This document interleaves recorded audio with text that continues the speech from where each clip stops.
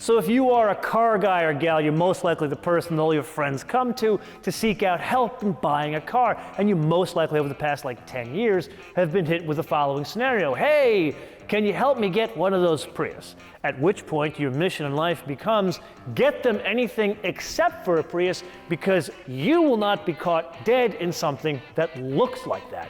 But then you start talking to your friend and try to talk them out of it, and you find out they're not getting the Prius because they want to be part of the ecological solution. Rather, they want to look the part of the ecological solution, and that is why those cars look the way they do. Well, apparently, we seem to be turning a corner in design of those vehicles. Maybe not Prius, but other pseudo-EV kind of vehicles. So we have to kind of look back at something we have not driven in a very long time. But more importantly, what the hell happened to fuel cell vehicles and this future we were promised?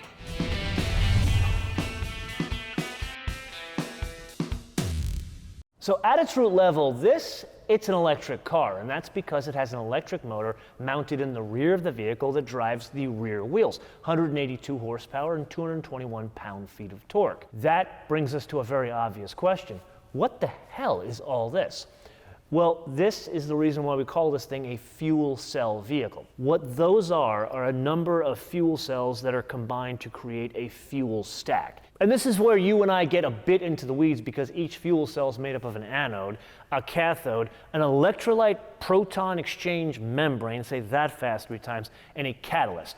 But to really simplify all of that into one idea, think of it as like an electronic border crossing that's part of a larger electronic circuit. And so what happens is when the energy tries to go through that membrane, that acts as like the border, and it sends the electrons, the usable part of the energy, to a different circuit that powers the electric motor of the vehicle, which turns the energy that was stored in the hydrogen tank to mechanical energy to turn the wheels of the vehicle. Even with the redirection of the electrons through this pseudo border crossing, they still have to complete the circuit. So that means recombining with the hydrogen ions and the oxygen to create a waste product, and that would be water. Now, I am well aware you and I are discussing a Toyota, but for all you Dave Coleman fans out there, what I attempted to just describe is considered an electrochemical energy conversion device. Say that fast 5 times.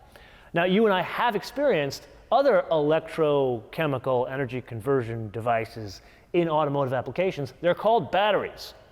But where they differ from this is taking the energy that's stored in the hydrogen tank, and it's going in and out of this electrochemical energy conversion device.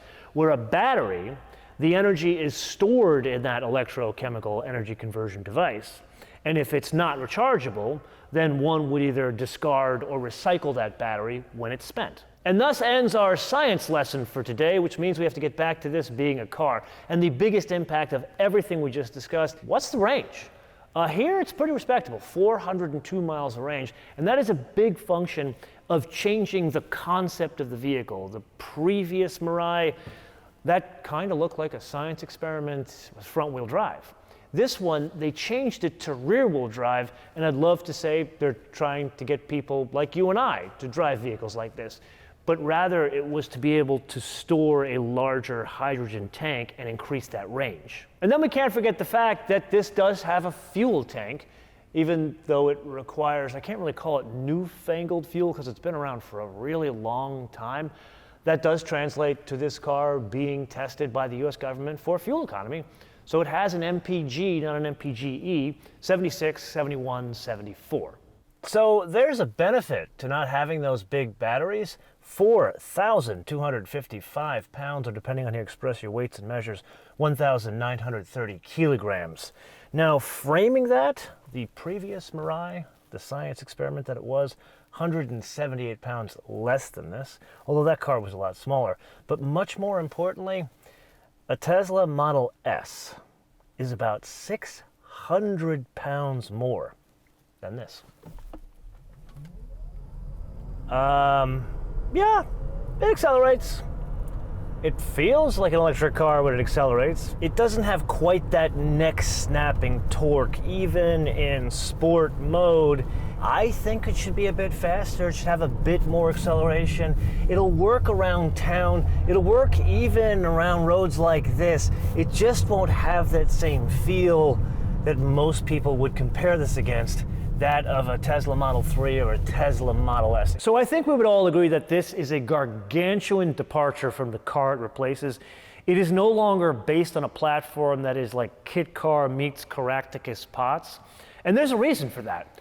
It's based on the same platform as the Lexus LS500. Now granted, it's not quite as long as that car, but there are a number of underpinnings that have changed to support that. Like for example, instead of like struts in the front, it's multi-link in the front as well in the rear. It changes the wheels as well. The basic wheel, which this car is the basic, the XLE, 19-inch wheels, on the very fancy Limited, that is 20-inch wheels, which combined with the electric motor in the rear and the fact that the car is rear-wheel drive, it now has 50-50 weight distribution. Which brings us to another technical item considering the propulsion system of this vehicle, and this, it shares the concept with Toyota hybrids or electric cars in that there are regen brakes. But that begs the question, where does it store the energy that it recuperates? Well, there's a battery, kind of like the Mirai that came before it, but in this case, the battery is now lithium ion. And oh, just as a side note, the word Mirai, it means future in Japanese. And as a further side note, the word Kumo, meaning the boss of the operation, that means cloud in Japanese. So let's get the obvious out of the way right at the top. No, this does not drive like a very large Prius. As we learned, it's not set up like a Prius. However, is it set up like a GSF or even an LS500 on which it's based? No. This, it may say Toyota on it, but it's much more of a luxury car, and you can feel that in the tune of the suspension. Like, take a look at how I've got to change my driving. I got to be a bit more predictable as I push it around turns a bit more, because you got to let it decide where the weight wants to go. The biggest struggle is there's just a lot of pitch in the ass end of the carts, which to me is rather surprising, because cars that feel ass heavy, there's a lot of squat. Here, there's really good control over squat and dive, and my guess what's going on here is the extra length in the wheelbase.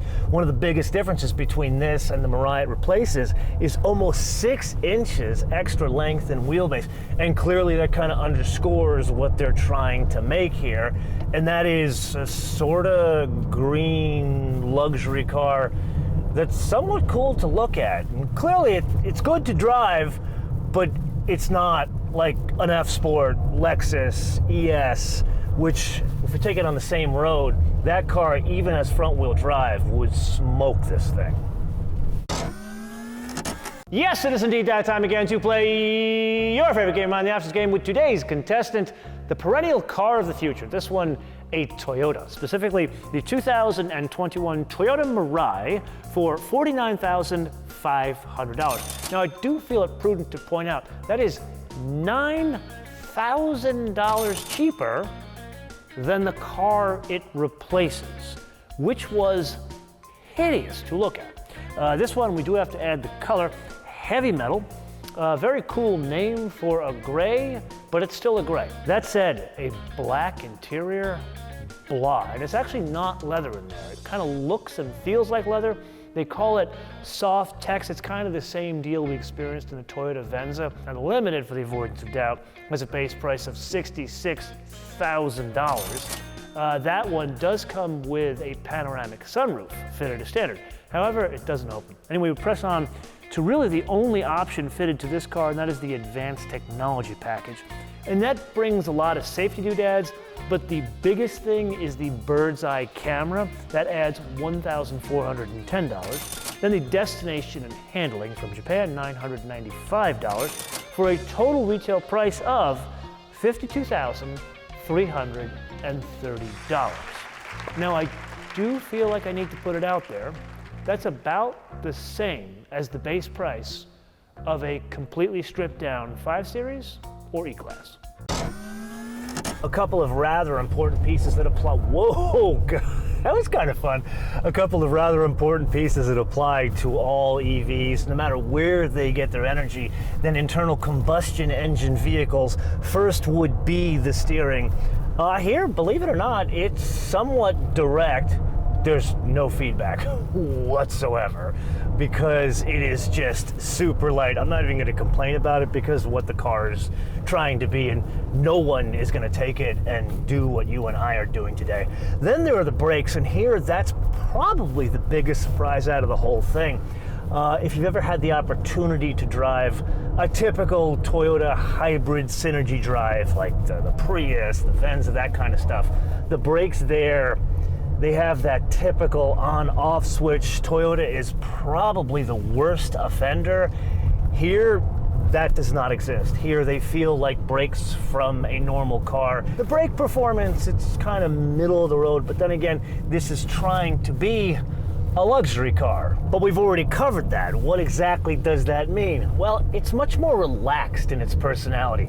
It's something that is trying to be a luxury car of yesteryear, almost kind of like an old school Lincoln or a Cadillac. It's got that kind of laid back nature to it. Something that Lexus used to do. They haven't been doing it for the past couple of years because they're trying to make their cars a bit more sporty, which I like. Which brings me to a hunch. If I had the opportunity to be a fly on the wall with the chassis engineers that were developing this thing, my guess is they were designing the setup, the tune of the ride quality more for big cities where the road quality sucks. There are potholes, there's bad weather that impacts the overall quality and maintenance of the roads. This would be something that would be ideal in Tokyo, as you can imagine, New York City, London, places like that where you wouldn't feel the imperfections in the road as much.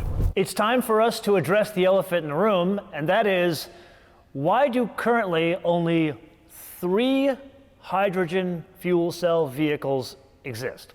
This one, a Hyundai, and a Honda. And the answer to that would be twofold. Number one, it's the infrastructure, stupid. And number 2, competition. Let's start with the competition first. And that we have to go back like 10 years ago when the modern era of electric vehicles was starting again. You can't really say this is a new technology or electric cars are a new technology, because electric cars, they were there at the start of the world of cars back in the day, and there was a lot of nefarious political activity that made ICE win out. In this case, hydrogen, using it at least as a concept of an energy source, that dates back to like 1839. So none of this is new. However, starting in like 2010, when you and I first started driving Leafs and Volts, there were like no electric cars in the modern day era. But fast forward to 2021, there are now like 1.3 million electric cars on the road. Take a wild guess how many hydrogen fuel cell vehicles are on the road. 8,000. And one of the big reasons for that, more applicable today than 10 years ago, is the competition of EVs. 10 years ago, these had a significant advantage in that to refuel them, it took, 5 minutes? Kind of like going to a gas station with your normal gasoline-powered car. Where to refuel a Nissan Leaf back in the day, even 80%, you're talking 4 hours. Well, you and I just had the Porsche Taycan in here, and that car, we can recharge it 80% in 20 minutes. Now granted, is that 5 minutes? No, but it's kind of in the ballpark. Combine that with the fact that most people that buy Teslas, they buy them because of the infrastructure. There is a charging network where one can charge the vehicle while out and about, but people, even non-car people and non-early adopters, totally understand the concept of, oh yeah, if I get an electric car, I just have to plug it into the wall overnight, and I'm pretty much fine for the rest of the day. And that in turn brings us to another point of competition between these and EVs, and here we have to go back again 10 years. And think about the range on like a Nissan Leaf. On a good day, you were talking 100 miles. On a Chevrolet Volt, 35 miles. These weren't as good as they are today, but they were better than that. Now fast forward to today, and one can easily get an EV that isn't crazy expensive between 200 and 300 miles of range. But all of that pales in comparison to the real struggle when it comes to hydrogen fuel cell vehicles, and that would indeed be the infrastructure. And here, you're not going to believe this. One can only buy this car in California. That's because California is the only state that has an infrastructure for it. And at that, it's a checkered past. Like 10 years ago, the brain surgeons up in Sacramento came up with the idea of they're going to fund hydrogen infrastructure, meaning build infrastructure refueling stations to the tune of $100 million, and that would buy us 100 fueling stations. Now here we are in what, 2021? How many of those 100 do we have? Something less than 50. And the picture doesn't become any more rosy if you look internationally. There are really only 2 other countries that have some sort of support for these vehicles, and that would be Germany and, of course, Japan. And with that, we arrive at the big gotcha: generating and compressing hydrogen to package in a moving vehicle. Now, one could argue that hydrogen is plentiful, which it indeed is. However, to transform it into a form to create mechanical energy, meaning turning the wheels of a vehicle, requires a lot of energy unto itself. And depending on the study you look at, it could be up to 60% efficient, meaning you'll have 40% energy losses by using the energy to create the hydrogen to package in the vehicle. Okay, enough with the negative Nancy. 10 years ago, you may remember, I was very excited about this technology because I talked with one of the leading guys at General Motors about where the future of hydrogen was going. And it was like, hey, 5 years, there'll be all this infrastructure. And here we are over 10 years later, and there really isn't that much infrastructure. There's more than there was 10 years ago, but the trajectory just isn't great. Now, there are companies like Toyota, Hyundai, and Honda behind it. There are municipalities like California behind it, but there would need to be a lot more stakeholders involved to get this to even come close to matching what EVs are doing. The packaging, the car, all that stuff, it's there. It's the infrastructure that really needs to work.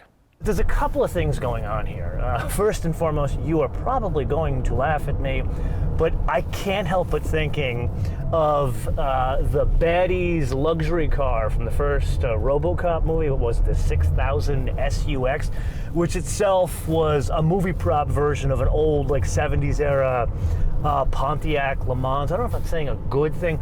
I personally do like the look of this thing. I could use a bit higher deck. I think the deck is too low. The nose is interesting, kind of reminds me of a shark. But opinions aside, why does it look different? Well, that's all a function of the different proportions we talked about earlier, that extended wheelbase, the extended length of the vehicle.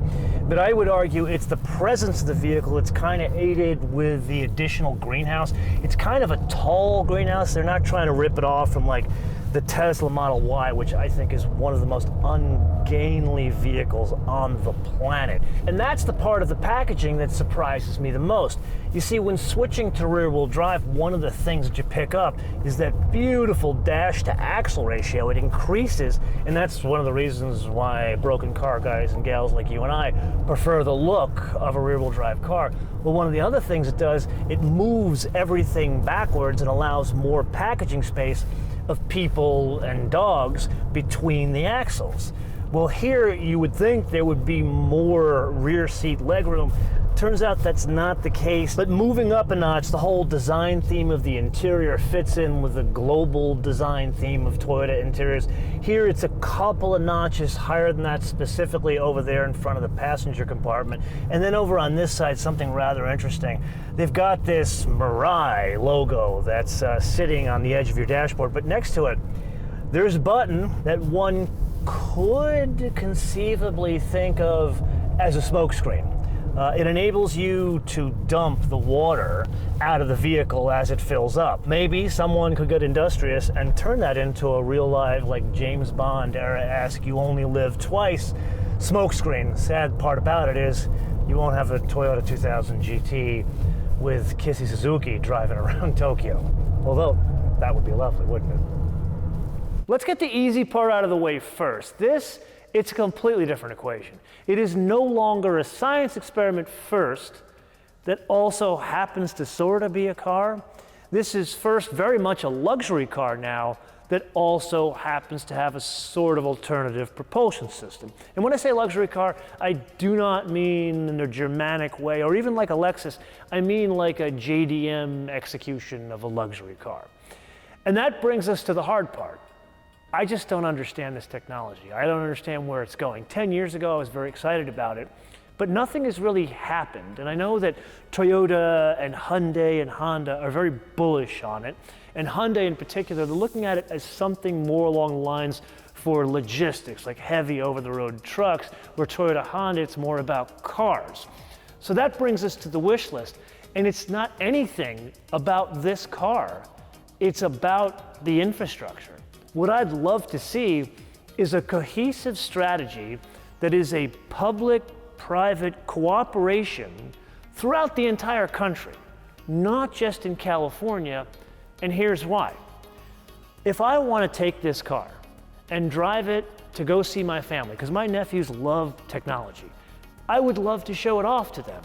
But if I want to go over the California-Oregon state border, this thing becomes a brick because there's no infrastructure. You cannot drive it much past San Francisco, and therein lies the problem. So this is the point of the episode where I turn it around to you guys, and feel free to opine in the comments below or via our social media, MotoManTV, all one word, MotoManTV, all one word, Facebook, Twitter, and Instagram. And with that, I expect a lot of comments in this one, because we didn't just look at a car today, we looked at the future of what could be an alternative technology, but one that's kind of losing the race against a technology it started with, at least in the mainstream, 10 years ago. And with that, I do want to leave you with a rather odd fun fact. The combination of getting very early access to this particular car we are driving today, as well as the fact that since, 2015, I think Toyota has sold maybe 1,000 Mirais. So suffice to say, you do not see these things coming and going, even in a place like Los Angeles. But today, on the way back from the shoot road, what do I see going in the opposite direction on PCH? A brand new Toyota Mirai, one with brand new car temporary plates on it, meaning someone bought the car. I would love to know who the hell you are, because I guarantee you probably saw me going in the opposite direction, and I would love to know what you're doing with it on a daily basis. How does it fit into your life? Until I see you in the next episode, bis später.